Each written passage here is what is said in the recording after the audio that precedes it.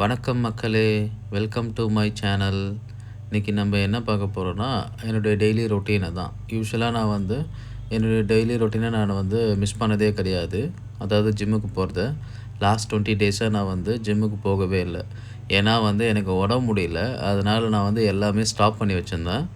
So, இப்போ நான் என்னுடைய ரொட்டீன வந்து ரீஸ்டார்ட் பண்ண போறேன்.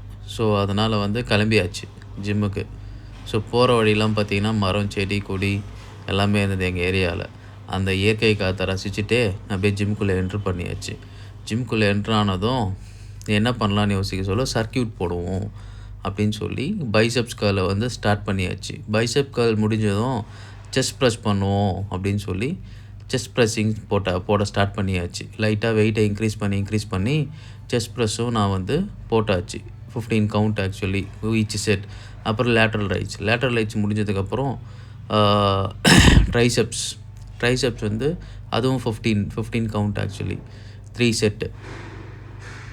3 செட் முடிஞ்சதுக்கப்புறம் சரி பைசெப் கர்லு மிஷினில் போட ஸ்டார்ட் பண்ணியாச்சு. மிஷினில் போட்டு ஸ்டார்ட் பண்ணி பைசெப் கர்ல் முடிஞ்சதும் ஜஸ்ட் போஸிங் பைசெப்ஸ்க்கு வந்து போஸிங் பண்ணி நான் பார்த்து சந்தோஷப்பட்டுட்டேன். எப்படி இருக்குது அப்படின்னு சொல்லி. அது முடிஞ்சதும் அப்படியே வீட்டுக்கு ரிட்டர்ன் ஆகியாச்சு. ரிட்டர்ன் ஆகி இன்னையோட இது முடிஞ்சது. அப்படியே நான் ஆஃபீஸ் கிளம்பிட்டேன். அவ்வளோதான்.